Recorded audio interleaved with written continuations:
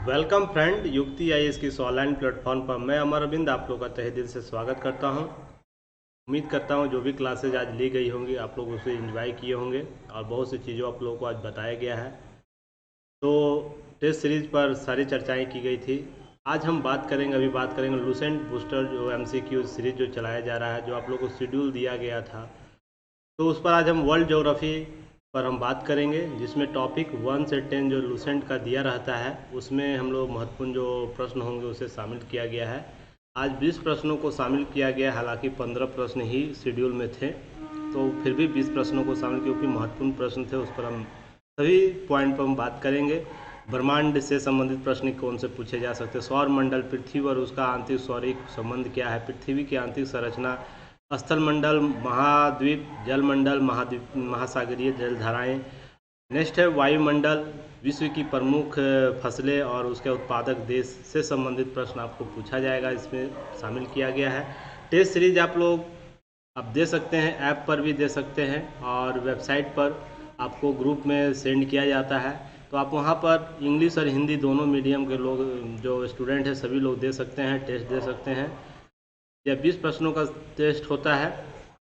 Schedule जो 15 से 20 प्रश्न शामिल किए जाते हैं, सभी का शेड्यूल दिया गया है। आप लोग ऐप पर या तो वेबसाइट पर जाइए, विज़िट कीजिए। विज़िट करने के बाद आपको लूसेंट का सिलेबस दिया रहेगा, आप उसे लूसेंट में जाके आप हिंदी के स्टूडेंट हिंदी वाले में जाइएगा, इंग्लिश वाले होंगे तो इंग्लिश वाले में जाइएगा और वहाँ से सिलेबस डाउनलोड कर लीजिए और उसे आप लोग देख सकते हैं किस डेट पर कौन सा टॉपिक कवर कराया जाएगा।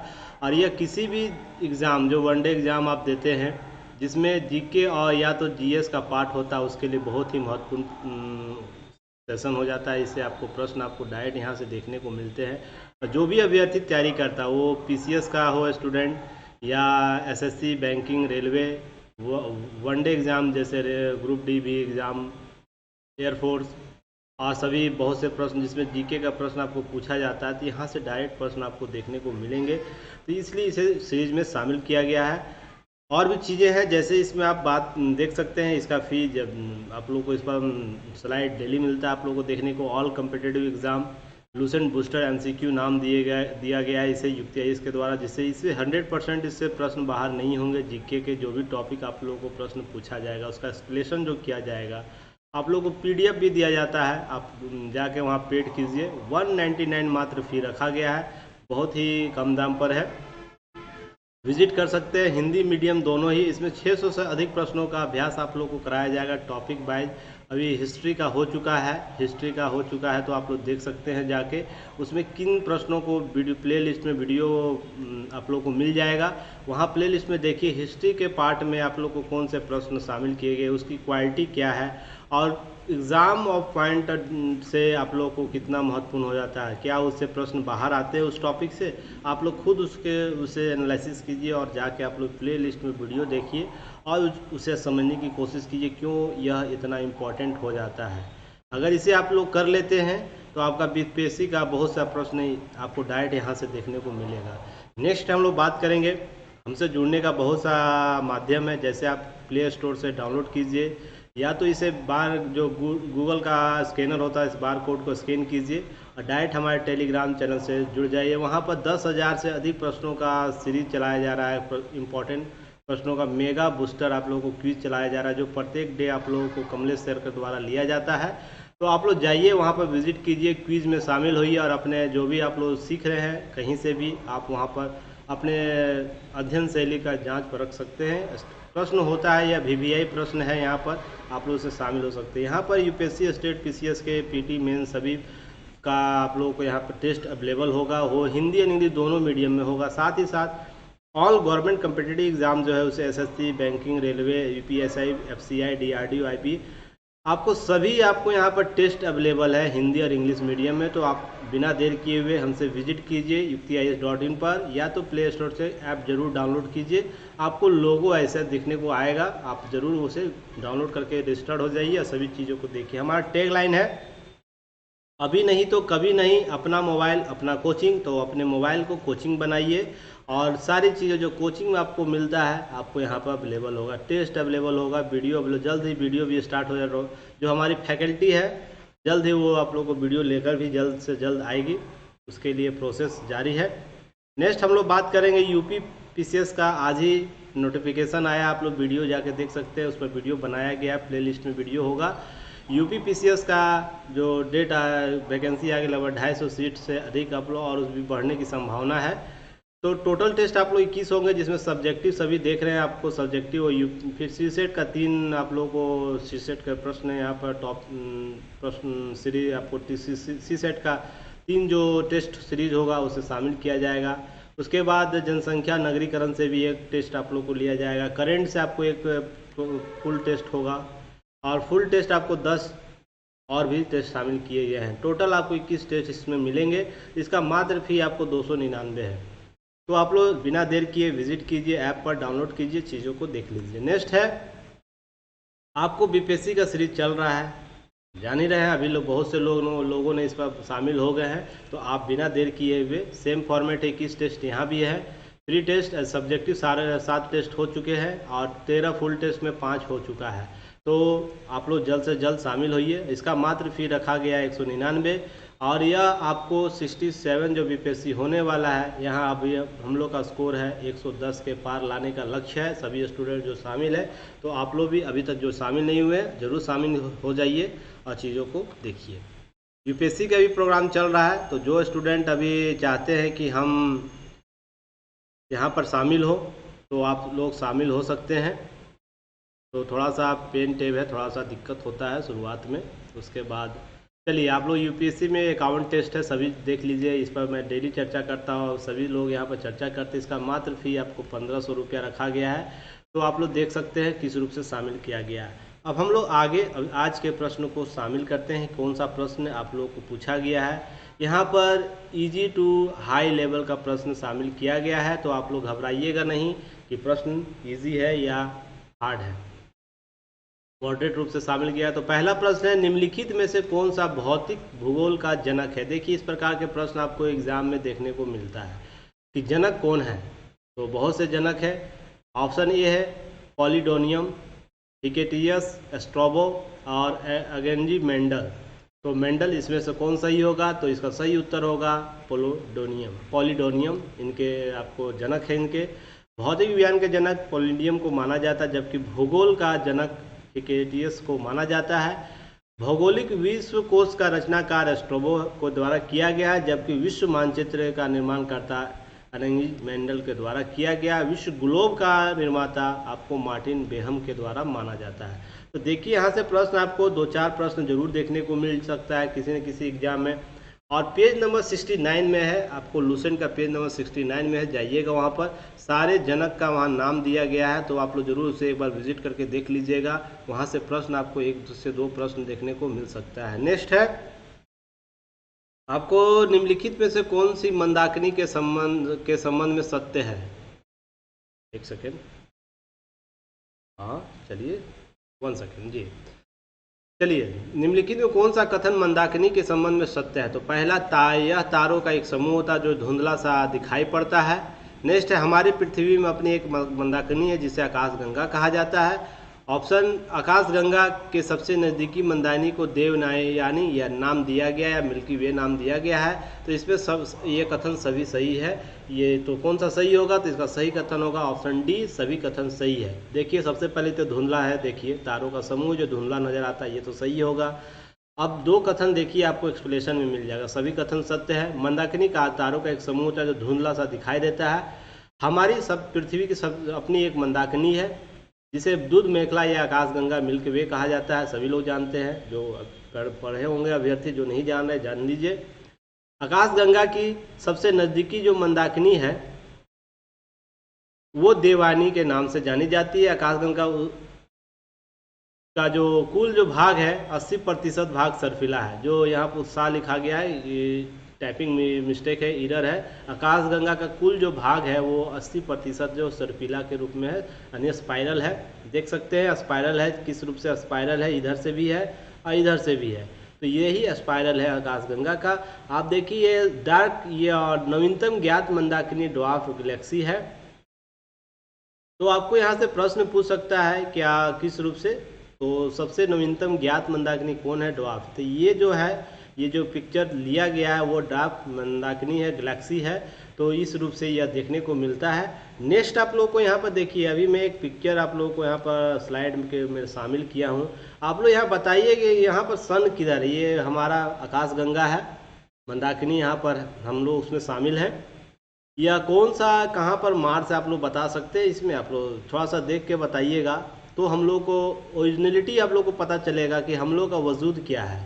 हम लोग जीवन से लेकर मरण तक बहुत से कर्म करते हैं, अच्छा बुरा दोनों कर्म करते हैं, पर अंत हम लोग का क्या, हमें जिस रूप से घमंड होता है हर चीज़ का, किसी को संपत्ति का, किसी को कुछ का, किसी का कुछ का, तो वास्तविकता क्या है वो आज समझ लीजिए आप लोग। कि आप इसमें हमको सन, आप लोग जो हम लोग का सूर्य है वो आप लोग बताइए कहाँ आप लोग को नज़र आ रहा है कहीं हमारे आकाश गंगा में हमारा वजूद कहाँ है।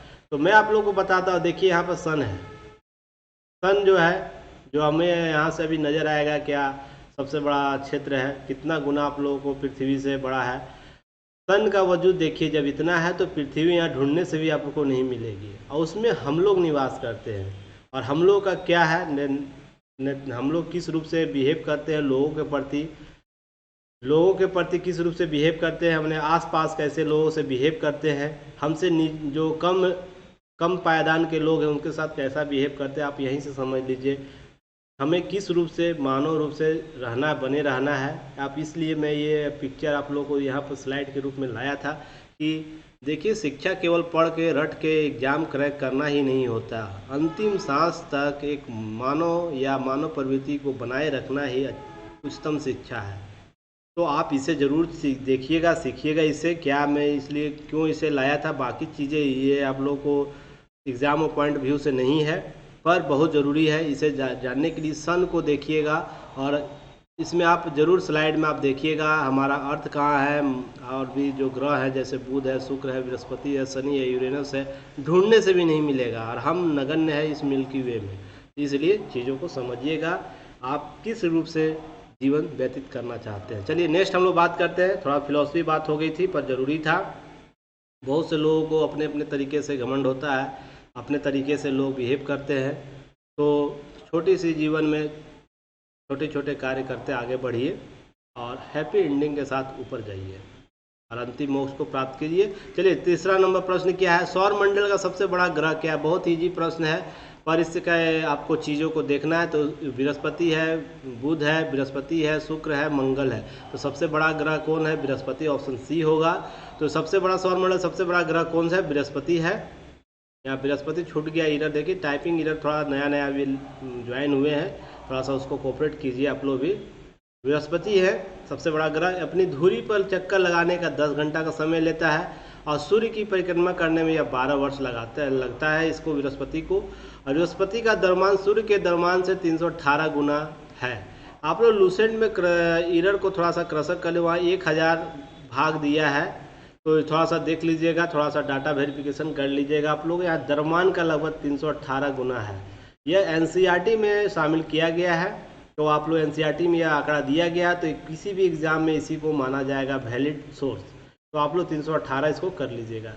गैनीमीड और ग्लाइनीमीड पीले रंग का उपग्रह इसका सबसे बड़ा उपग्रह है। इसका था जैसे हमारा पृथ्वी का चंद्रमा है, वैसे ही बृहस्पति का जो ग्रह है, पृथ्वी का जो उपग्रह है वो सबसे बड़ा कौन सा है, गैनीमीड या तो ग्लाइनीमीड, दोनों से इसका नाम से जानते हैं, जिसका व्यास बुध ग्रह से भी ज़्यादा है। सोच के देखिए, बुध ग्रह जो यहाँ पर है उससे भी ज़्यादा इसका व्यास जो है, इससे भी बड़ा है इसका व्यास जो है। यहाँ पर कुछ ऑर्बिट पीरियड ऑफ प्लानेट का जो है, अपने जो ऑर्बिट पर ये पीरियड, इसका कार्यकाल क्या है। जैसे मरकरी का, बुध का आपको 88 दिन है, शुक्र का 225 दिन लगभग पृथ्वी के समान होता है, कुछ दिनों का अंतर होता है। नेक्स्ट है अर्थ का 365 दिन, 667 दिन है मार्स का, मंगल का, जहाँ हम लोग वास करने का प्लान बनाए हुए कुछ वर्षों, कुछ दशकों के बाद इस ग्रह पर हम लोग अपना कृत्रिम ग्रह बनाकर रहने का प्रयास करें। एक पृथ्वी है, जब तक है इसको सुरक्षित रखिए सभी लोग। इसके जैसा कहीं भी वातावरण अभी तत्काल आप लोगों को नहीं मिलने वाला है, तो जितना हो अपने पर्यावरण को सुरक्षित रखें, नहीं तो हम लोग तृतीय युद्ध के कगार पर है। ऐसा ना हो कि बमबारी शुरू हो जाए और ये जो पृथ्वी बचा हुआ है वो समाप्त हो जाए और मार्स का जो लक्ष्य है वो हम प्राप्त भी न कर सके और सारी सभ्यताएं समाप्त हो जाए। नेक्स्ट है आपको जुपिटर बृहस्पति ग्रह जो है आपको 1.9 ईयर लेता है। फिर इसके बाद जो शनि है 2.95 ईयर, यूरेनस 84 ईयर्स और 65 ईयर्स लेता है नेपच्यून। आपको यह देखना है। तो यहाँ पर कुछ डाटा वेरिफिकेशन था, आप लोग देख लीजिएगा। नेक्स्ट आप लोग को यहाँ पे कुछ चीज़ें और भी है स्लाइड में, जैसे our solar system in only light minutes away from the earth, कितना दूर है ये भी आप लोगों को ध्यान रखना। यहाँ से प्रश्न पूछ सकता है। तो पृथ्वी से सन की दूरी कितनी है? 8.3 लाइट मिनट्स दूर है। तो प्रश्न ऐसे भी पूछ सकता है। मरकरी 5.1 लाइट्स मिनट्स, तो एक प्रकाश वर्ष दूरी कितने बराबर होता है आप लोग कमेंट बॉक्स में बताइए, क्योंकि अब पहले भी प्रश्न में बहुत बार आप लोगों को शामिल कर चुका है, किया जा चुका है। तो इसलिए आप लोगों को देखें कितना आप लोग याद रखते हैं। तो मरकरी 5.1 लाइट्स मिनट है। वीनस जो है 2.3 लाइट्स, मून है 1.3। तो याद रखिएगा, मून और मार्स का जरूर याद रखिएगा, प्रश्न यहाँ से पूछ सकता है।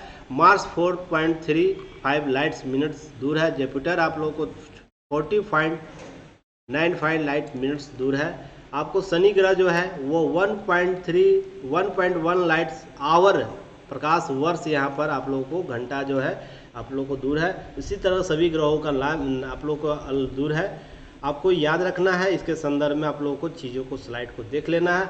आवर कूपर बेल्ट, जो हमारा कूपर बेल्ट है, ये आपको इनर कूपर बेल्ट है। आप लोगों को कूपर बेल्ट क्या है इसके बारे में प्लेलिस्ट में वीडियो बना हुआ है ज्योग्राफी वाले पार्ट में, आप लोग जरूर देखिए, बहुत से इम्पोर्टेंट है। आपको ये करंट अफेयर्स में भी यह बताया गया कूपर बेल्ट क्यों महत्वपूर्ण हमारे लिए, पृथ्वी आउटर सेल के लिए या तो हमारे सौर मंडल के लिए क्यों महत्वपूर्ण हो जाता है आउटर कूपर बेल्ट, ये क्या भूमिका अदा करता है, तो ये सब चीज़ें। तो इनर कूपर बेल्ट जो है 4.09 लाइट आवर है दूर, और आउटर कूपर जो है 6.79 लाइट जो आवर है, यह दूरी है इसकी। तो इसके संदर्भ में आप लोगों को चीज़ों को आंकड़ा ध्यान रखना है। यहाँ पर महत्वपूर्ण है आपको मून और मार्स, मंगल, और ज़्यादा से ज़्यादा कोशिश कीजिएगा तो बुध और शुक्र को भी देख लीजिएगा। नेक्स्ट है, नेक्स्ट स्लाइड पे चलते हैं। प्रेम से पढ़िए, बहुत ही आराम से पढ़ाऊंगा। बहुत सी चीज़ें स्लाइड में शामिल किया हूँ जो आप लोग को अट्रैक्टिव बनाएगा, जो आप लोग अभी तक सर्च नहीं करते होंगे गूगल पर या कहीं पर, इसलिए मैं सोचा कि मैं ही सर्च करके आप लोगों को दिखाऊँ ये सब चीज़ें। नहीं तो आप लोग सर्च कर लेते तो इतना आसानी से मैं आप लोग को आगे बढ़ जाता। विश्व का सबसे अधिक सक्रिय ज्वालामुखी किलायु किस हवाई द्वीप में पाया जाता है या कहाँ पर पाया जाता है? या रूस में है। किलायु द्वीप कहाँ पाया जाता है? रूस, इंडोनेशिया, ऑस्ट्रेलिया, अमेरिका। तो इसका सही उत्तर क्या होगा? अमेरिका होगा।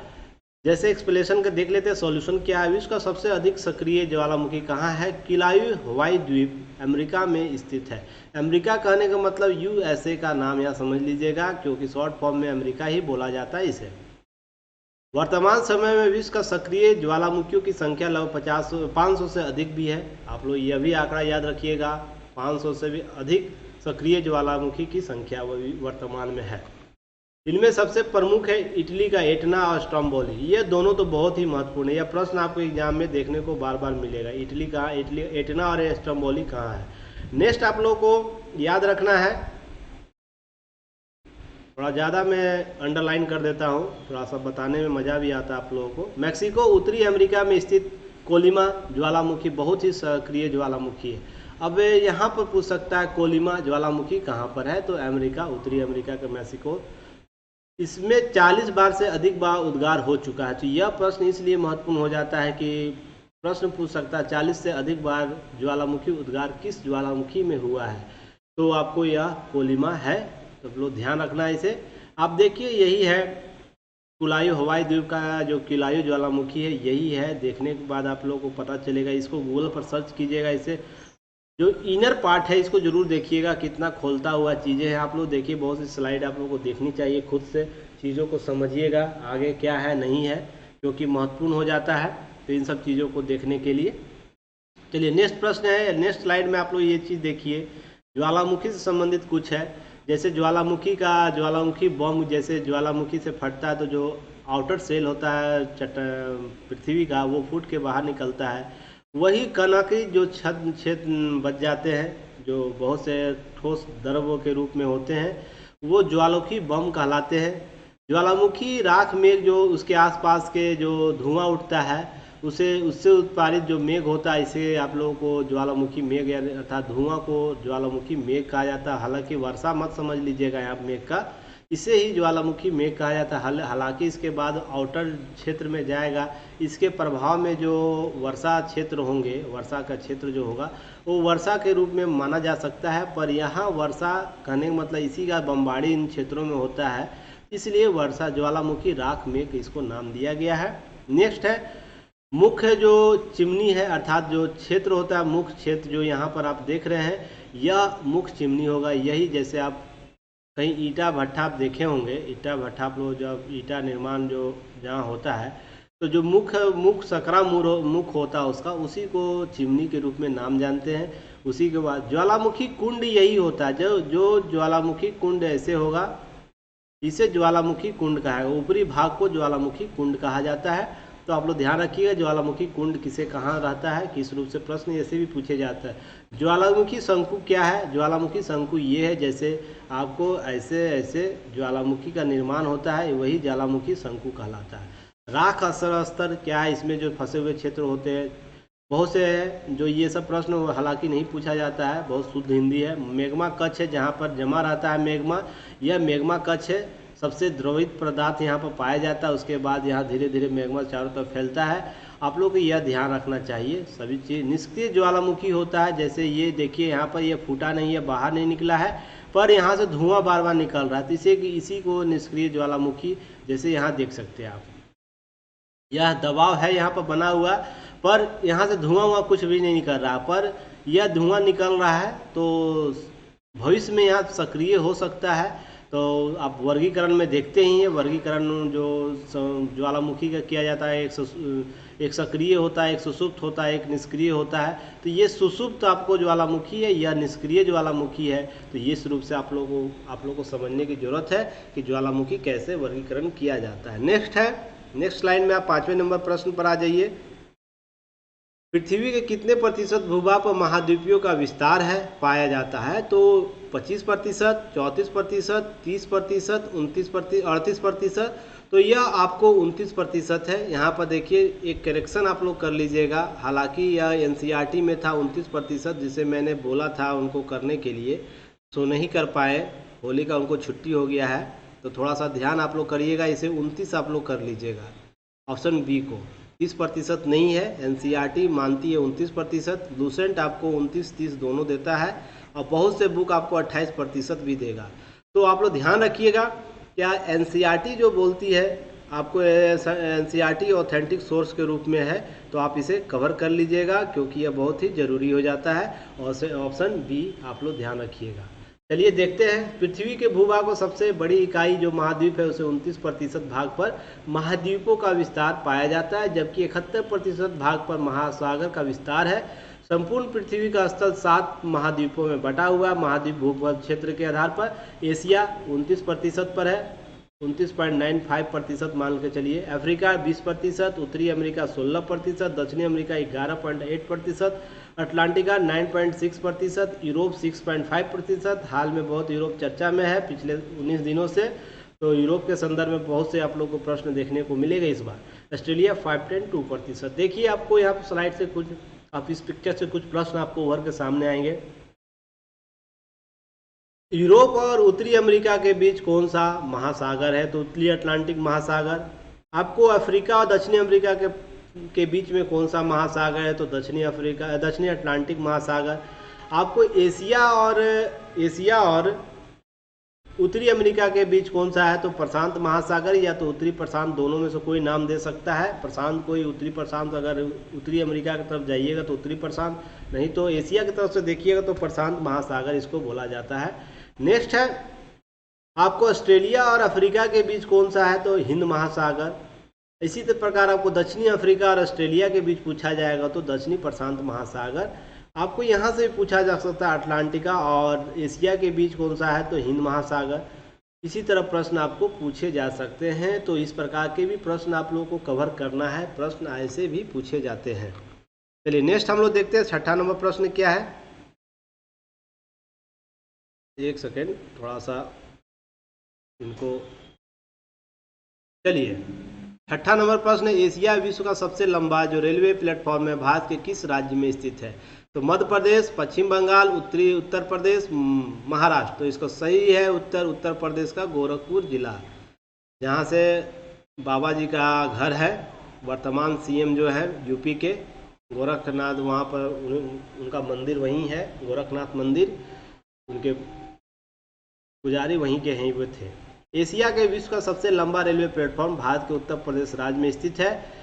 इसकी लंबाई लगभग 1.35 किलोमीटर, या मीटर में पूछेगा तो 1355 मीटर। आप लोग ध्यान रखिएगा, मीटर में 1335 मीटर, और 13.5 अगर किलोमीटर में पूछे तो 1.35 किलोमीटर। इससे पूर्व खड़गपुर था 10.72। आप लोग बताइए खड़गपुर किस राज्य में है? तो यह आप लोग कमेंट बॉक्स में बता सकते हैं। बहुत ही आसान इससे प्रश्न आपको बहुत बार पूछा गया इससे संबंधित। अब सेकेंड जो थर्ड लार्जेस्ट है, जैसे 2 का तो मैंने नाम बता ही दिया आप लोग को, अब 3 और भी है, याद रखिएगा। 3 भी प्रश्न सीरीज में पूछ सकता है, कि जो सीरीज है सीरीज पूछ सकता है कि सबसे बड़ा कौन है, उसके बाद कौन है, उसके बाद कौन है, तो पूछ सकता है। तो तीसरे नंबर पर state street centre Subway station Chicago आप लोगों को यूएसए में है। 1.607 मीटर है, यह मीटर है, अर्थात 1 किलोमीटर का ये भी है। ड्यूनेडियन रेलवे स्टेशन ड्यूनेडियम और टोको न्यूजीलैंड में है, यह 1000 मीटर है, अर्थात 1 किलोमीटर का यह है। फिर सेनेटियल शटर टर्मिनल आपको यूनाइटेड किंगडम में है, यूके में, आपको 791 मीटर का है। तो यह भी महत्वपूर्ण है, आप लोग यहाँ से प्रश्न पूछ सकता है। देखिए गोरखपुर रेलवे स्टेशन है, जगमगाता हुआ। यह भारत सरकार, भारत रेलवे द्वारा बहुत ही बेहतर कार्य किया जा रहा है पिछले विगत कुछ वर्षों से, कि रेलवे का जो नवीकरणीकरण किया गया है, रेलवे की स्वच्छता जिस रूप से, और रेलवे का डिजिटल रूप में जिस तरह किया गया है, और उसका आधुनिकीकरण, लाइट लगाया गया है, तो ये बहुत ही बेहतर कार्य। एयरपोर्ट जैसी मुहैया बहुत से रेलवे स्टेशन ऐसे जो एयरपोर्ट में जो सुविधाएं नहीं है वहाँ पर दी जा रही है। जैसे हाल ही में गुजरात में 5 स्टार होटल वहाँ पर खोला गया है। तो आप लोग कमेंट बॉक्स में बताइए वो कौन सा रेलवे स्टेशन का नाम बताइए कमेंट बॉक्स में फटाफट। इस पर हालांकि करंट अफेयर्स में ये क्वेश्चन शामिल किया गया था। चलिए नेक्स्ट प्रश्न हम लोग देखते हैं 7वें नंबर प्रश्न पर। 7वें नंबर प्रश्न, निम्नलिखित में से प्रशांत महासागर में गिरने वाली एशिया की प्रमुख नदियाँ कौन नहीं है?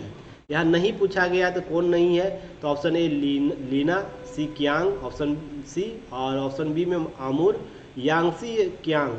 यह आप लोगों को कौन सा इसमें नहीं है, तो इसमें ऑप्शन ए जो है लीना वो नहीं है, क्योंकि लीना नदी आर्कटिक महासागर में गिरने वाली एशिया की प्रमुख नदी है जिसका मुहाना शीत ऋतु में जम जाता है, जबकि प्रशांत महासागर में गिरने वाली एशिया की प्रमुख नदियां जैसे आमूर, शिकियांग, यांगसी, कियांग है। तो यह भी महत्वपूर्ण आपको प्रश्न है। तो यह जो नहीं पूछा गया है यह आपको इम्पोर्टेंट हो जाता है। कौन गिर रहा है तो यह आसान है बताना, पर कौन नहीं गिर रहा है यह बहुत ही टफ हो जाता है। इस प्रकार के भी प्रश्न आपसे पूछे जा सकते हैं। देखिए इस बार कोड को जरूर स्कैन कीजिए। आप लोगों को टेलीग्राम पर मेगा क्विज 10,000 प्रश्नों का चलाया जा रहा है, उसे नहीं मिस कीजिए। यह बहुत ही इंपॉर्टेंट है। यहाँ डायरेक्ट प्रश्न आपको देखने को मिलेगा एग्जाम हॉल में, क्योंकि यहाँ पर जो भी चीज़ें कराई जाती है एग्ज़ाम पॉइंट ऑफ व्यू से ही कराया जाता है, इसलिए महत्वपूर्ण हो जाता है कि आप लोग शामिल होइए, इसको क्विज डेली दीजिए और बेहतर प्रदर्शन करने का उम्मीद रखिए। और एंड ऑफ डे जब आपका एग्ज़ाम पीटी हो जाएगा, वो आपका बीपीएससी हो या एसएससी हो, अभी झारखंड एसएससी निकला हुआ है, या तो आप फिर यूपी पीसीएस अभी जस्ट आज ही आया है तो आप या तो उसे दे रहे हो, तो आप जब इसे दीजिएगा एंड ऑफ एग्ज़ाम जब जिस दिन लास्ट होगा, जब निकल के आप एग्ज़ाम हॉल से आइएगा, तो युक्ति को जरूर आप लोग याद कीजिएगा। इसकी गारंटी है, युक्ति को जरूर आप लोग याद कीजिएगा इस रूप में कि आपको एग्ज़ाम हॉल में हेल्प किस रूप से ये इसने किया है। तब आप लोग हमसे और भी बेहतर तरीके से जुड़िएगा। मैं तभी तक आप लोग को इतना बेहतर तरीके से आप लोगों को प्रोवाइड करा रहा हूँ मटेरियल, हर चीज़ को बेहतर तरीके से प्रोवाइड कराने का प्रयास रहा है हमारी टीम के द्वारा। तो चलिए 8वां प्रश्न देखते हैं। निम्नलिखित में विश्व का सबसे बड़ा बंदरगाह शहर में है, किस शहर में है? तो बीजिंग में है, शिकागो में, जापान में, न्यूयॉर्क में। तो सही उत्तर इसका है न्यूयॉर्क में होगा, न्यूयॉर्क में ही है। विश्व का सबसे बड़ा बंदरगाह न्यूयॉर्क में है। इसके साथ ही स्टैच्यू ऑफ लिबर्टी जो है, जो हाथ में लेती हुई जो मसाल वाली देवी है, स्टैच्यू ऑफ लिबर्टी न्यूयॉर्क में स्थित है, जिसका डिजाइन फ्रेडरिक अगस्टस बार्थोलोडी के द्वारा किया गया था। यह प्रश्न आपको एग्जाम में पूछा है, इसलिए बहुत ही महत्वपूर्ण। अब बताइए कि इस किस नदी पर स्टैच्यू ऑफ लिबर्टी बना हुआ है। जैसे भारत में यूनिटी है, बना हुआ है यूनिटी, फिर सरदार पटेल का जो मूर्ति बना हुआ वो नदी जान ही रहे आप लोग, सरदार सरोवर बांध के निकट बनाया गया है। तो इससे संबंधित जो आप लोग को चीज़ें पूछी जाती है, इसी रूप से यह भी महत्वपूर्ण हो जाता है किस नदी पर बनाया गया है। नेक्स्ट हम लोग देखते हैं, थोड़ा सा खाली कर लूँ स्लाइड को।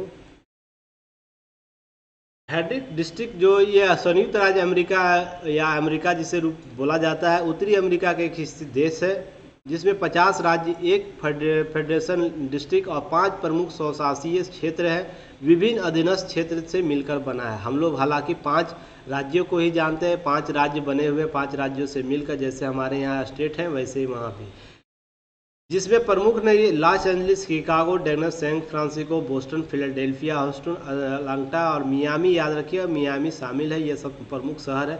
अमेरिका सकल घरेलू उत्पाद के माध्यम विश्व का सबसे बड़ी अर्थव्यवस्था, सकल घरेलू जीडीपी के माध्यम से, पर क्रय शक्ति के क्षमता के आधार पर दूसरी सबसे बड़ी अर्थव्यवस्था है, इसकी वैश्विक जनसंख्या के रूप में, जबकि 4.3% यहाँ पर है। विश्व की जनसंख्या यहाँ 4.3% निवास करती है, लेकिन यह जीडीपी में विश्व का प्रथम देश है, ध्यान रखिएगा। जीडीपी में प्रथम है, फर्स्ट है, और जबकि क्रय शक्ति पीपीपी परचेजिंग पावर के माध्यम से यह सेकेंड है। तो आप लोग कमेंट बॉक्स में फटाफट बताइए कि फर्स्ट कौन है परचेजिंग पावर में, और भारत कौन सा स्थान है। कमेंट बॉक्स में फटाफट बताइए आप लोग, क्योंकि देखिए आप इस सब चीज़ों को मैंने पहले भी क्रय शक्ति के संदर्भ में बताया था, इसलिए आप लोग का रिव्यू देख लेता हूँ, कितना आप लोग याद रखते हैं, किन किन प्रश्नों को किस रूप से देखते हैं, कितना आप लोग रिकॉल करते हैं चीज़ों को। इसलिए कमेंट बॉक्स में एक्टिव मोड में आप लोग रहिए, बहुत से प्रश्न आपको यहाँ से पूछे जाएंगे, तो इसलिए ध्यान रखिएगा। चलिए नेक्स्ट प्रश्न देखते हैं। 9वां नंबर प्रश्न है, 9वां नंबर में है 9th में, निम्नलिखित में कौन सा देश विश्व में सर्वाधिक सोयाबीन का उत्पादन करता है। तो याद रखिएगा यह इंपॉर्टेंट प्रश्न है, सोयाबीन के उत्पादन प्रश्न यहाँ से पूछे जाता है। बीपीएससी या कोई भी एग्जाम हो, वनडे एग्जाम, वहाँ से प्रश्न पूछता है। जैसे option A Australia, option B Canada, option C संयुक्त राज्य अमेरिका, ऑप्शन डी ब्राजील। तो इसका सही उत्तर होगा ऑप्शन सी होगा, अमेरिका होगा। विश्व का सर्वाधिक सोयाबीन उत्पादन करने वाला देश संयुक्त राज्य अमेरिका है। विश्व में या दुनिया भर में प्रति वर्ष 3.33.48 करोड़ टन सोयाबीन का उत्पादन होता है। अगर आपसे पूछे तो आपको जरूर बताइएगा। यह रिसोर्स लिया गया है ऑथेंटिक साइट से, जिसमें संयुक्त राज्य अमेरिका प्रति वर्ष जो उत्पादन करता है 11.72 करोड़ टन करता है, उत्पादन करता है। साथ विश्व में सबसे बड़ा उत्पादक सोयाबीन उत्पादक है। नेक्स्ट है ब्राज़ील है, इसके बाद अमेरिका के बाद ब्राज़ील है, 9.6 करोड़ टन वार्षिक उत्पादन करता है, जो दूसरे स्थान पर, जबकि भारत तीसरे स्थान पर है। याद रखें, चौथे स्थान पर भारत है, 1.40 के करोड़ टन उत्पादन के साथ चौथे स्थान पर है। ध्यान रखिएगा, यहाँ प्रश्न आपसे ये भी पूछा जा सकता है, सोयाबीन उत्पादन में भारत कौन सा स्थान है। याद यहाँ रखिएगा, जैसे आप लोग को संयुक्त राज्य अमेरिका और ब्राज़ील दोनों मिलकर विश्व के कुल जो सोयाबीन उत्पादन उसका 60% उत्पादन करते हैं। याद रखिएगा, अमेरिका और ब्राज़ील दोनों आप लोगों को जान रहे हैं कहाँ कहाँ है, उत्तरी अमेरिका में, दक्षिणी अमेरिका में। तो चीज़ें आप लोग को ध्यान रखिएगा कि आप लोग को कुल 60% उत्पादन करता है। प्रति व्यक्ति उत्पादन किलो के हिसाब से अर्थात केजी के हिसाब से संयुक्त राज्य अमेरिका में यह 357.599 केजी बैठता है प्रति व्यक्ति उत्पादन, जबकि भारत में यह केवल 10.48 केजी पड़ता है प्रत्येक व्यक्ति का। अर्थात प्रति व्यक्ति उत्पादन अगर माना जाए तो भारत बहुत ही नीचे है, अमेरिका बहुत ही आगे, तो वहाँ 300 केजी के आसपास, 350 केजी देख रहे हैं आप कितना का आंकड़ा है, लगभग समझ सकते हैं। तो नोट याद रखिएगा, संयुक्त राज्य अमेरिका का मोन्टाना जो राज्य है, बूटे खान के विश्व के सबसे बड़ी तांबे की खान है। तो बूटे खान पूछ सकता है प्रश्न में, क्योंकि अमेरिका संबंधी हालिया कुछ घटना वहाँ हुआ था। कनाडा में वुड बुलफेला नेशनल पार्क विश्व का सर्वाधिक बड़ा पार्क है, जो उत्तरी अमेरिका के महाद्वीप में स्थित है। तो यह भी आपको प्रश्न पूछ सकता है। तो नेक्स्ट हम लोग बात करते हैं। देखिए यहाँ प्रश्न शामिल क्या किया गया, बहुत ही बेहतर प्रश्न है। निम्नलिखित में से किस देश में येलो स्टोन नेशनल पार्क स्थित है। America, Canada, Mexico, Australia. तो इसका सही उत्तर होगा अमेरिका होगा सही उत्तर। येलोस्टोन नेशनल पार्क अमेरिका के राष्ट्रीय उद्यान है और इसके साथ यह विश्व का प्रथम उद्यान भी था। तो इसलिए येलोस्टोन महत्वपूर्ण हो जाता है, प्रश्न यहाँ से पूछा जा सकता है। उत्तरी अमेरिका का प्रमुख सोने की खान होमस्टेक खान है जो दक्षिणी डोकेट राज्य में स्थित है, जबकि ओंटारियो विश्व का सबसे बड़ी सोने की खान कनाडा में स्थित है। तो यहाँ से प्रश्न आपको इस रूप से भी पूछ सकता है। देखिए यही येलोस्टोन पार्क है, चारों तरफ पीला पीला यह रहता है और बीच में आपको यह जल जमाव है, सभी जगह देखिएगा, यहाँ भी स्थित रूप से, इसलिए यहाँ भी आपको देखिएगा यह खारेपन के कारण होता है, इसलिए यह इसका नाम येलोस्टोन पार्क रखा गया है, इसलिए यह महत्वपूर्ण हो जाता है। आपको प्रश्न यहाँ से पूछ सकता है, तो ध्यान रखिएगा, इन सब चीज़ों को अच्छे तरीके से देख लीजिएगा। चलिए नेक्स्ट प्रश्न है 11वें नंबर प्रश्न पर हम लोग आते हैं। किस महासागर में मेरियाना ग्रत स्थित है? पूर्वी हिंद महासागर, प्रशांत महासागर, पश्चिमी अटलांटिक महासागर, दक्षिणी अटलांटिक महासागर। तो इसका सही उत्तर क्या होगा? हिंद महासागर इसका सही उत्तर होगा। देख लेते हैं एक्सप्लेनेशन। मेरियाना ग्रत प्रशांत महासागर में स्थित, जबकि टोंगा गर्त प्रशांत महासागर में स्थित है।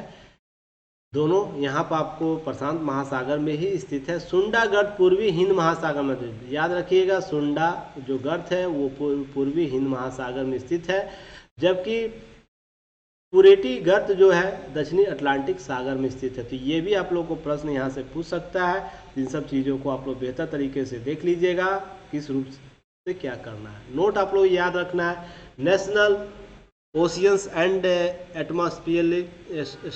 एटमॉस्फेरिक एडमिनिस्ट्रेशन जो है NOAA ट्रिपल नोया के अनुसार महासागर की औसत गहराई लगभग 12,100 फीट है।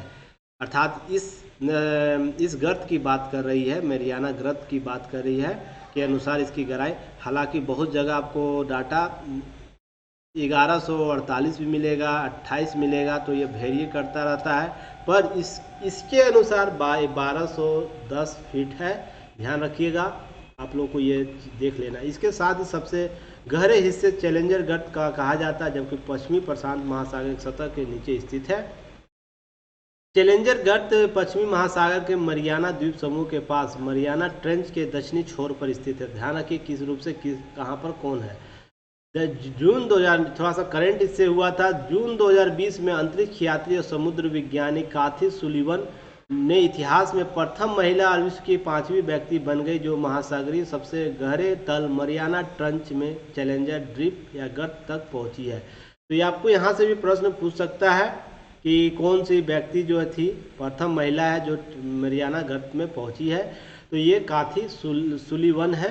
समुद्री और ये नासा जो स्पेस है हम लोग का इंटरनेशनल स्पेस जो है अंतरिक्ष में, वहाँ की भी इन्होंने रह के यात्रा किया, वहाँ पर गई हुई है। यह बहुत ही महत्वपूर्ण व्यक्ति, इनके बारे में गूगल सर्च जरूर कीजिएगा। यह बहुत ही इनोवेटिव व्यक्ति है, व्यक्तित्व वाली महिला है, तो इनके संबंध में आप लोग जानकारी जरूर रखिएगा। नेक्स्ट है, देखिए यहाँ पर कुछ चीज़ें हैं आप लोग को याद रखनी, यहाँ से प्रश्न पूछ सकता है। कौन सा ट्रेंच कहाँ पर है, आपको जापान ट्रेंच कहाँ है, कुरिल कहाँ पर है, इजू बोइंग ट्रेंच कहाँ पर है। तो देखिए यहाँ पर सभी देश के आसपास है। जापान ये रहा, उत्तरी कोरिया, दक्षिणी कोरिया। आपको इसके संदर्भ में आप लोगों को ध्यान रखना है चीज़ों को, इस रूप से आपको प्रश्न पूछ सकता है। चाइना यहाँ है। वोल्केनो ट्रंच इसका नाम रखा गया है। वोल्केनो ट्रंच भी आप लोगों को इसी के आसपास मिलेगा। मरियाना ट्रंच यहाँ पर, AF ट्रंच यहाँ पर आप लोगों को इस रूप से आपको क्रम भी पूछ सकता है। देखिए कौन सा क्रम कैसे है, सबसे पूर्व में कौन सा है, सबसे उत्तर में कौन सा है, या क्रम आप पूछ सकता है क्रम के रूप में। सॉरी, स्लाइड को डिलीट करना था। इसके बाद हाँ, आपको ये क्रम पूछ सकता है, सबसे पहले कौन है। तो आप लोग ध्यान रखिएगा, इस क्रम को अच्छे से आप लोग याद रख लीजिएगा, यहाँ से प्रश्न आपको पूछ सकता है। चलिए नेक्स्ट हम लोग बात करते हैं 12वें नंबर प्रश्न पर हम लोग आते हैं। 12वां नंबर प्रश्न क्या है? निम्नलिखित में से विश्व का सबसे बड़ा मांस उत्पादक या निर्यातक देश कौन है? मांस निर्यातक देश कौन है? अर्जेंटीना, पेंटागुएना, मध्य चिली, बोलिविया। तो इसका सही उत्तर आपको अर्जेंटीना होगा। अर्जेंटीना ऐसा देश है जहाँ मांस का सबसे बड़ा निर्यातक देश है। विश्व में सबसे बड़ा मांस बड़ा निर्यातक देश अर्जेंटीना है। फरवरी 2022 अर्थात अभी मार्च चल रहा है तो लास्ट महीने का यह डाटा है के दौरान अर्जेंटीना ने लगभग 0.9 किलो प्रति व्यक्ति, यहाँ कम लिखा गया, किलो लिखना था, प्रति व्यक्ति थोड़ा टाइपिंग एरर हुआ है, नया रखे हैं, उनको थोड़ा समझाना है धीरे धीरे। फरवरी 2020 के दर्ज की गए 2.4 किलो नीचे और 2019 की इस अवधि की तुलना में 7.1 किलो कम खपत किया है। तो इसलिए आपको देखना है यहाँ पर सबसे ज़्यादा आपको उत्पादन कौन करता है, अर्जेंटीना करता है। उसके बाद प्रति व्यक्ति उत्पादन यहाँ कितना खपत किया है सभी याद रखना है। Chamber of industry and commerce के द्वारा के अनुसार भारत का ये संस्था है, फरवरी 2022 में 48 किलोग्राम प्रति व्यक्ति खपत थी साल में। साल का यहाँ बात कर रहा है, एक दिन नहीं समझ लीजिएगा आप लोग। प्रति व्यक्ति खपत है जिसकी फरवरी 2021 में इसी महीने की तुलना में 1.18% का गिरावट दर्ज किया गया है। तो ध्यान रखिएगा, यह भी आपको आंकड़ा ध्यान रखना है। अब नोट यहाँ कुछ याद रखना, जैसे अप्रैल 2021 से जनवरी 2022 की यहाँ बात हो रही है के दौरान मांस, डेयरी और पोल्ट्री उत्पादों के निर्यात में आप लोगों को भारत में 13% की वृद्धि दर्ज की गई है। 13% की वृद्धि दर्ज की है, जो 2020-21 के समान अवधि में 3,005 मिलियन डॉलर की तुलना में बढ़कर आपको 34.08 मिलियन डॉलर दर्ज किया गया है। यह डाटा आपको पीआईबी में दिया गया है, तो आप लोग पीआईबी को विजिट करके देख सकते हैं। फूलों और सब्जियों के निर्यात में 16% की बढ़ोतरी दर्ज की गई है। अप्रैल और जनवरी में यही वर्ष में यह था 1207 मिलियन डॉलर तक पहुंच गया था। आंकड़ों का खेल है थोड़ा सा।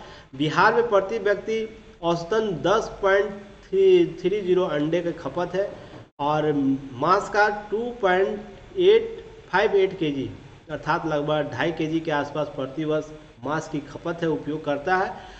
जबकि अंडों का राष्ट्रीय औसत प्रति व्यक्ति 45 है और मांस का राष्ट्रीय औसत जो है 4.74 केजी है। तो औसत कितना आप लोग यह सब ध्यान रखिएगा। पीआईबी का डाटा लिया गया है, तो आप इसे अच्छे से कवर कर लीजिएगा, प्रश्न यहाँ से पूछ सकता है। नेक्स्ट हम लोग बात करते हैं, नेक्स्ट हम लोग का क्या है, नेक्स्ट स्लाइड के रूप में हम लोग देख लेते हैं 13वें नंबर प्रश्न पर। क्या है 13वां नंबर प्रश्न, 2021 आंकड़ों के अनुसार चीन और नेपाल में साझा आकलन माउंट एवरेस्ट के संबंध में ऊंचाई कितनी बताई गई है? 8648 मीटर, 874848.86 मीटर, 8848.86 मीटर या 8048 मीटर है, या 8948.86 मीटर या 8948 मीटर। तो इसका सही उत्तर क्या होगा? सही उत्तर आपको ऑप्शन सी हो जाएगा, 88,848.86 मीटर अर्थात 0.68 मीटर की आपको वृद्धि दर्ज की गई है। तो आपको इस रूप से आपको आंकड़े हालांकि हाल ही में आंकड़े जारी किए गए, 2021 दिसंबर में जारी किया गया है, तो यह आप लोगों को महत्वपूर्ण हो जाता है। चीन और नेपाल के साझा आकलन के माउंट एवरेस्ट की ऊंचाई 80.48 मीटर है बताया, जबकि इससे पूर्व 1954 में भारत का सर्वे ऑफ इंडिया टीम ने माउंट एवरेस्ट की ऊंचाई 4848 अर्थात 8,848 मीटर आंकी थी। माउंट एवरेस्ट ऊंचाई के अंग्रेजों द्वारा 1849 में मापा गया था। सर्वप्रथम अगर बात की जाए उस समय आंकड़े कुछ और ही थे, क्योंकि उसमें उतना रिसोर्स नहीं था अंग्रेजों के पास भी। तो नेक्स्ट है, भारत में जो था 1852 में राधा सिकदारा ने माउंट एवरेस्ट चोटी की ऊंचाई नापी थी, इनके द्वारा आकलन दिया गया था 1852 में। उसके बाद जस्ट भारत के संदर्भ में पूछा जाए तो राधा सिकदारा के द्वारा। अंग्रेजों ने इस चोटी का नाम 1830 से 1843 के बीच सेवियर जनरल अर्थात जो सर्वे करते थे उनके द्वारा कर्नल जॉर्ज एरवेस्ट के नाम पर रख दिया गया। तो ये भी आपको प्रश्न पूछ सकता है, तो आप लोग ध्यान रखिएगा, प्रश्न यहाँ से भी पूछे जा सकते हैं। तो इस रूप से पेज नंबर 28 पर आप लोग चले जाइए, पेज नंबर इंक्लूड कर दिया गया सारा लूसेंट पेज का। आप लोग और भी चीज़ें जानकारी चाहिए तो वहाँ जा सकते हैं। 14वां नंबर प्रश्न है, आप लोग यहाँ पर ध्यान रखिएगा, महासागरीय जल के सतह का औसतन दैनिक तापमान कितना डिग्री होता है? सेंटीग्रेड होता है, कितना डिग्री सेंटीग्रेड होता है? तो इस रूप से 1 डिग्री, 2 डिग्री, 3 डिग्री या 4 डिग्री। तो इसका सही उत्तर है डिग्री आपको इसका सेंटीग्रेड होता है। औसतन दैनिक तापमान का 1 डिग्री सेंटीग्रेड बहुत ही नगण्य के बराबर होता है। महासागरीय जल सतह उच्चतम वार्षिक तापमान अगस्त में होता है, न्यूनतम कब होता है? फरवरी में होता है, ऑब्वियसली है। तो यह आपको प्रश्न पूछ सकता है इस रूप से। सागरीय जो सामान्यतः महासागरीय जल का तापमान 5 से 33 डिग्री सेंटीग्रेड के बीच होता है। प्रश्न आपको पूछे इस रूप से भी, तो आपको इस रूप से भी आपको प्रश्न पूछ सकता है। अगर औसतन देखा जाए तो 5 से 33 डिग्री सेंटीग्रेड के बीच ही होता है महासागरीय जल का तापमान। आकार के अंतर के कारण अटलांटिक महासागर वार्षिक तापमांतर प्रशांत महासागर की अपेक्षा अधिक है। तो यह भी आपको प्रश्न यहाँ से पूछ सकता है। तापांतर का अंतर मतलब अधिक उच्चतम तापमान और न्यूनतम तापमान के बीच का जो औसत होगा उसे तापमांतर माना जाता है। आप लोग इसे ध्यान रखिएगा। जबकि उत्तरी गोलार्ध में दक्षिणी गोलार्ध की तुलना में अधिक तापांतर होता है। तो आपको इस रूप से भी स्लाइड में प्रश्न पूछ सकता है, क्वेश्चन अराइज करा सकता है। कौन सा महासागर किससे अधिक है, किस गोलार्ध का किस गोलार्ध से अधिक तापमांतर है। तो आप लोग ध्यान रखिएगा, प्रश्न ऐसे भी किए जा सकते हैं। 15वां नंबर प्रश्न है, आप लोग इसे ध्यान रखना है। 15वें नंबर प्रश्न में कौन सा प्रश्न है? अटलांटिक महासागर संपूर्ण विश्व का कितना भाग रखता है या हिस्सा शामिल है अटलांटिक महासागर में? तो ऑप्शन ए तीसरा भाग, चौथा भाग, पांचवा भाग या छठा भाग। तो इसका सही उत्तर होगा ऑप्शन डी सॉरी 6 छठा भाग शामिल रखे रहता है अपने क्षेत्र में। अटलांटिक महासागर विश्व का छठा भाग, इसका क्षेत्रफल लगभग 82963,800 किलोमीटर है। तो इसका क्षेत्रफल आप लोग याद रखिएगा, क्षेत्रफल कितना है। जो प्रशांत महासागर लगभग आधा भाग है, प्रशांत का आधा है, तो प्रशांत को इसका डबल कर दीजिए तो इसके अनुपात में है। विश्व का क्षेत्रफल का लगभग 16% भाग इसमें समाहित है अटलांटिक महासागर में। इसकी औसत जो इसकी अंग्रेजी आकार जो है एस है ऐसे आपको मैंने अभी जस्ट स्लाइड में पीछे बताया था। उत्तरी अटलांटिक दक्षिणी अटलांटिक तो उसी के बीच है। यह आपको जैसे अफ्रीका के बाद दक्षिणी अमेरिका होगा और यूरोप के बगल में आपको उत्तरी अमेरिका होगा। इसी के बीच अपना अटलांटिक महासागर है। ये 2 वर्गों में बटा, उत्तरी और दक्षिणी अटलांटिक में बटा हुआ है। तो ये भी प्रश्न आपसे पूछ सकता है इस रूप से। इसके पश्चिम के दोनों ओर अमेरिका और पूरब में यूरोप और अफ्रीका, दक्षिण में अटलांटिका, उत्तर में ग्रीनलैंड, हडसन की खाड़ी, बाल्टिक सागर, उत्तरी सागर या मग्न तट के रूप में शामिल है। तो आपको इस तरह भी प्रश्न पूछ सकता है। तो ध्यान रखिएगा, इस रूप से भी आपको प्रश्न किया जा सकता है। नेक्स्ट स्लाइड में देखते हैं हम लोग। आप लोग यह बहुत ही महत्वपूर्ण स्लाइड है, इसमें आपको बहुत सा डाटा आप लोग को देखने को मिलेगा। जैसे विश्व में गेहूं के उत्पादन में प्रथम स्थान किस देश का है?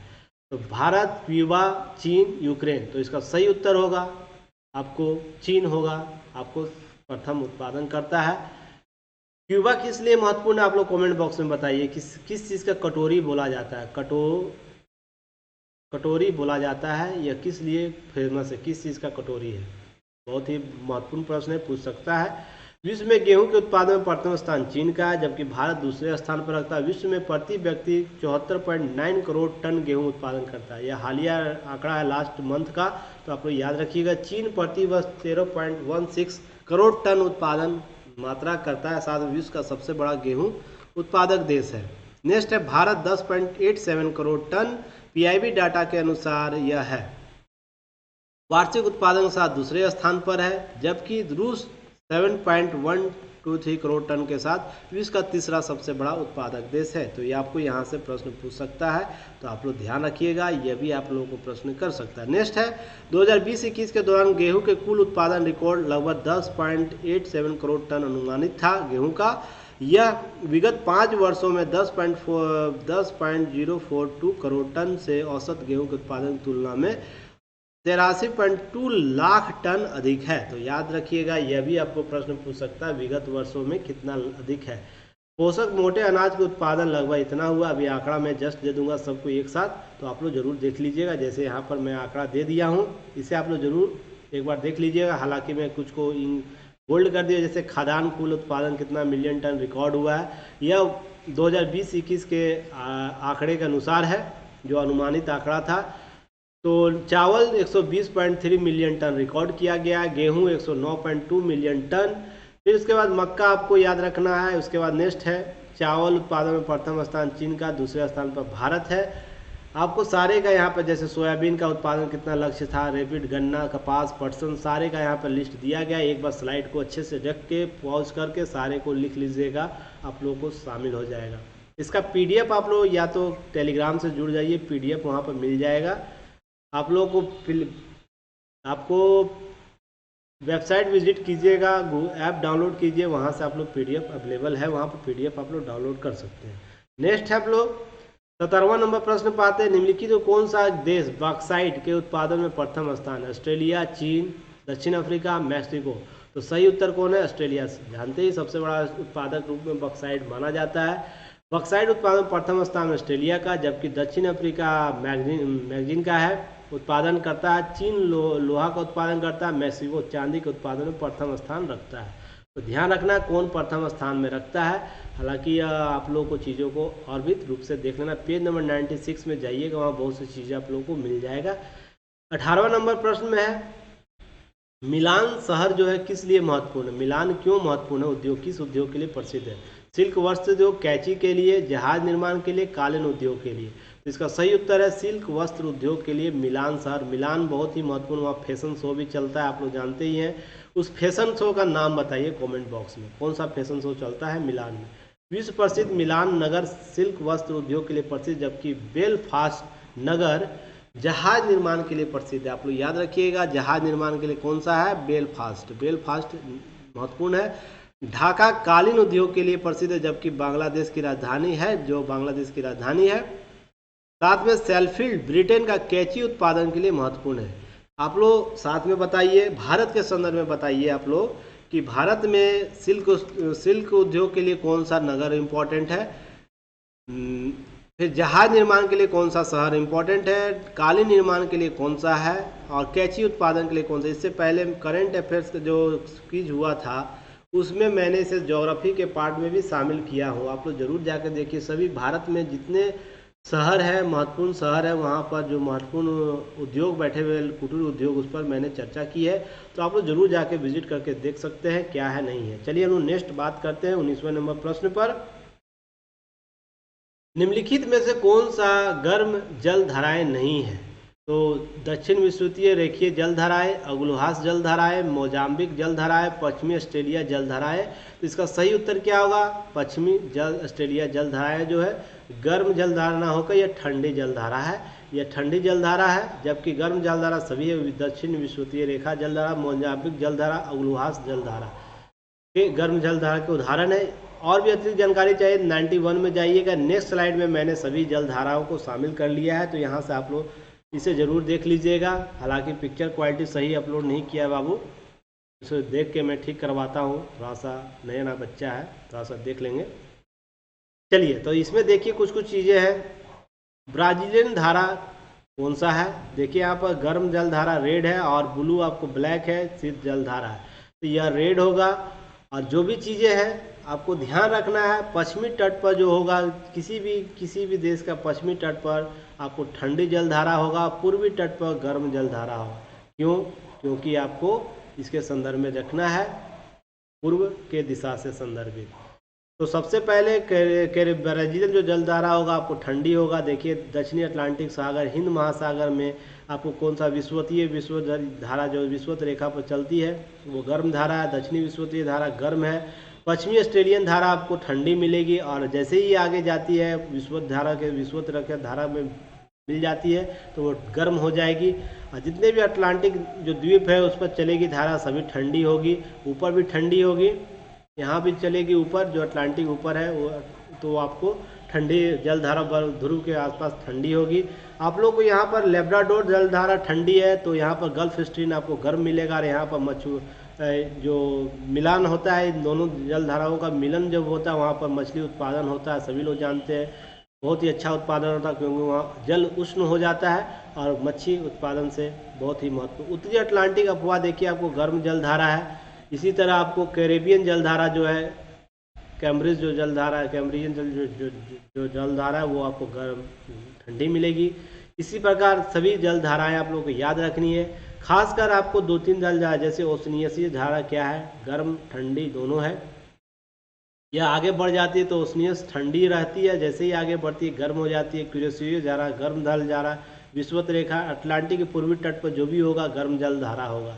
तो आप देखते होंगे कि किस रूप से ये गर्म धारा जल धारा बनती है। इस पर आप लोगों को ज्योग्राफी वाले क्लास में आप लोगों को प्ले लिस्ट में बना हुआ वीडियो जल धारा से, तो वहाँ पर जाके विजिट कीजिए। वहाँ जल धारा मेरे द्वारा बताया गया बाय हैंड मैप के द्वारा, तो आप लोग उसे ज़रूर विजिट करके देखिए कितना महत्वपूर्ण आप लोगों के लिए इम्पोर्टेंट हो जाता है। नेक्स्ट प्रश्न है लास्ट न, आप लोगों को फिर हम इसके बाद आप लोग से जल्द ही मिलेंगे नेक्स्ट वीडियो के साथ। तब तक लास्ट प्रश्न देख ले। तो वायु में नाइट्रोजन कितना प्रतिशत भाग पाया जाता है? 72, 78.8, 76.8, 82.8। तो सही उत्तर इसका ऑप्शन सी होगा, 78.8 होगा प्रतिशत होगा। वायु में nitrogen 78% oxygen 20.9%, organ 9.3%, carbon dioxide 0.03%। यही कितना तबाह मचा रहा है ग्लोबल वार्मिंग के संदर्भ में, हीट मौसम के संदर्भ में, पृथ्वी को ग्रीन हाउस गैस बनाने में। देखिए अगर ये 20, 25, 30% हो जाए तो क्या होगा पृथ्वी का, समझ के देखिए। इसी तरह जल के भूल जाएगी। नियॉन 0.02% है, हीलियम 0.0005% है, जेनॉन आपको 0.0009% है, हाइड्रोजन आपको 0.0005% है। तो यह आपको पाया जाता है इस रूप से आपको। और जो भी चीज़ें हैं आप लोग देखिएगा, नेक्स्ट हम लोग वीडियो में शामिल होते हैं। और देखिए आप लोग को दो चीज़ें आप लोग को याद रखिएगा। आप लोगों को बताया गया है कि किस रूप से आपको कम्युनिटी में जाना है। कम्युनिटी में डेली आपको स्लाइड दिया जा रहा है उससे संबंधित, तो आप लोग उस पर ज़रूर विजिट करके देखिए युक्ति आईएएस के कम्युनिटी को। बहुत से नॉलेज आपको वहाँ से मिलेंगे। पीआईबी का वहाँ पर पिक्चर अपलोड किया जाता है, यूएनओ का पिक्चर अपलोड किया जाएगा, ऑथेंटिक वेबसाइट का पिक्चर अपलोड किया जाएगा, उससे संबंधित 10, 50 से 100 शब्दों में वहाँ पर लिखा जाएगा।